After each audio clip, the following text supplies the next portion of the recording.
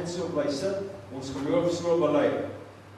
Ek glo in God die Vader, die Almagtige, die Skepper van die hemel en die aarde, en in Jesus Christus, sy eniggebore Seun, ons Here, wat ontvang is van die Heilige Gees, gebore is by die Maagd Maria, wat gelei het onder Pontius Pilatus, gekruisig is, gesterf het en begrawe is, en ter helle neergedaal het, wat op die derde dag weer opgestaan het uit die dode, wat opgevaar het na die hemel en sit aan die regterhand van God, die Almagtige Vader, vanwaar hy sal kom om te oordeel, die wat nog lewe en die wat reeds gesterf het.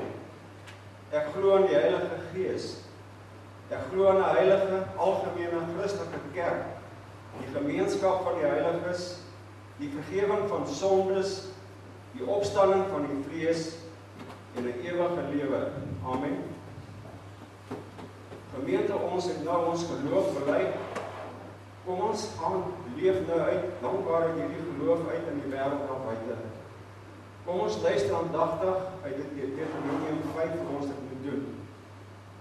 Die Here het gesê, ek is die Here jou God, wat jou uit Egipte, uit die plek van slawerny bevry het. Jy mag naas my geen ander gode hê nie. Jy mag nie vir jou 'n beeld of enige afbeelding maak van wat in die hemel daarbo of op die aarde hieronder of in die water onder die aarde is nie. Jy mag hulle nie vereer of dien nie, want ek, die Here jou God, eis onverdeelde trou aan my.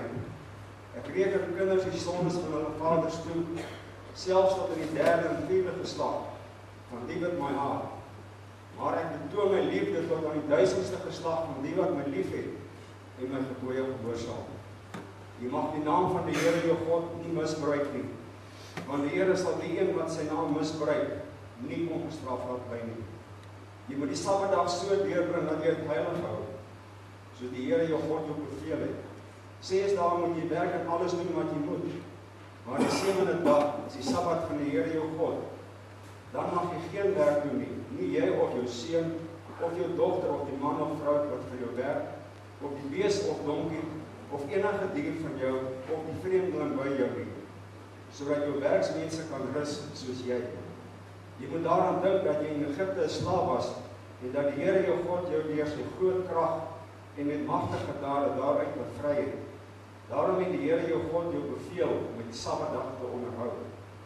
Eer jou vader en jou moeder, soos die Here jou God jou beveel het. Dan sal jy 'n lang lewe hê en dit sal goed gaan met jou in die land wat die Here jou God vir jou gee. Jy mag nie moord pleeg nie. Jy mag nie egbreuk pleeg nie. Jy mag nie steel nie. Jy mag nie vals teen ander getuig nie. Jy mag nie iemand anders se vrou begeer nie. Jy mag nie sy huis begeer nie. Ook nie sy grond, sy slaaf of slavin, sy bees of donkie, of enigiets anders wat aan hom behoort. Ons het gehoor hoe ons uit dankbaarheid moet gaan leef.